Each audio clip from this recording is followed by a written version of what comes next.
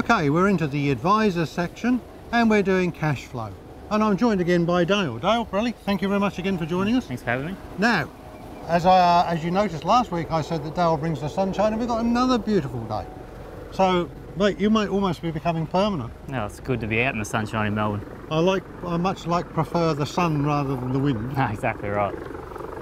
Okay, so we're dealing with cash flow. You know the story. We're analysing cash flow in relation to Fred and John.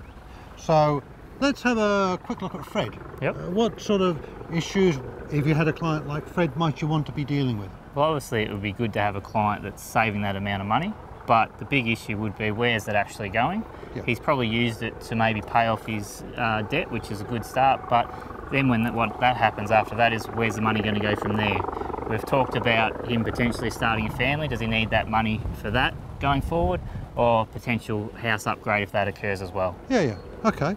So I think probably looking at Fred, that his debt is reasonably well managed, isn't it? Exactly. But he is paying off deductible debt at the moment. Yeah, that's exactly right. Yeah. So we've got some surplus cash or spare cash there now from what we're looking at in regards to his spending habits, which needs to be utilised in a certain way, depending, again, going back to what his goals and objectives might be. Yeah.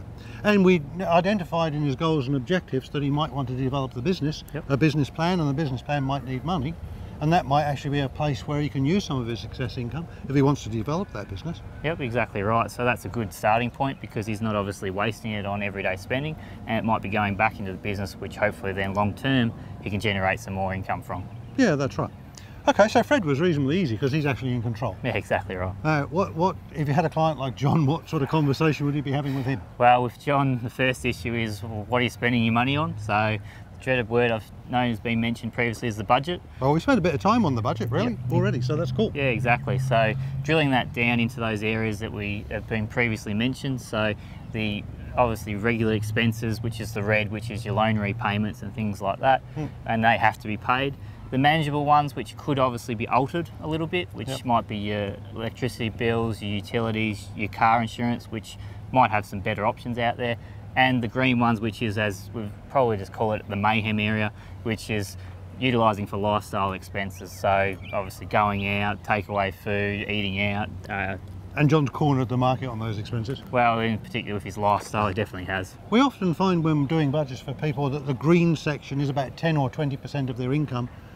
John's probably 80 to 90, well, it's not quite that much, but an awful lot more than 10 or 20%. A great amount, and that's one area that we need to sit down and work out with him if he can probably cut that back, which I dare say he can, but what he wants to cut back and where. Well, we mentioned last week that there's no point in setting a goal to do that unless he actually wants to do it. Exactly. So if he's happy spending all that money on those type of things, well, I'm not going to be able to stop him, or he's not going to be able to stop himself, but if he wants to, it's a good place to start.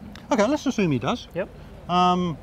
Where would you spend the initial activity with John, do you think? Well, obviously we're looking at what he can cut back, and that's going to be spending habits. So the green area, which could be anything from, as I said, eating out.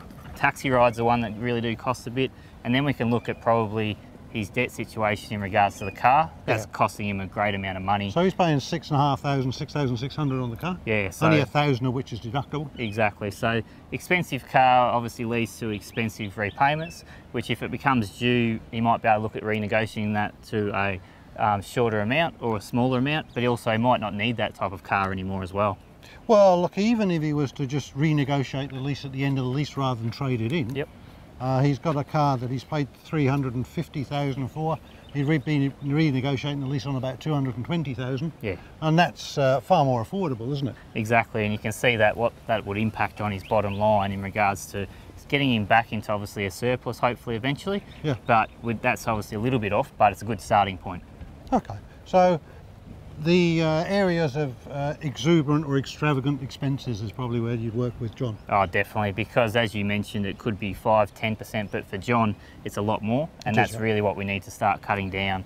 And obviously, if he's got the desire to do it, he probably will be able to do it with just some tweaking around the edges, but it will be an extensive conversation to start with. Yeah. Okay, Dale, thank you very much. That's no problem, Kerry. Yeah, you can bring the sun next time you come on the show. I hope so.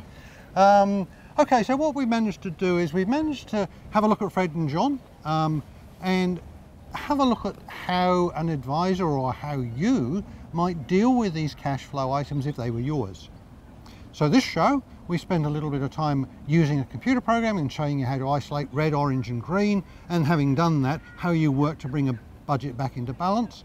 We mentioned previously in the previous show about goals and passion.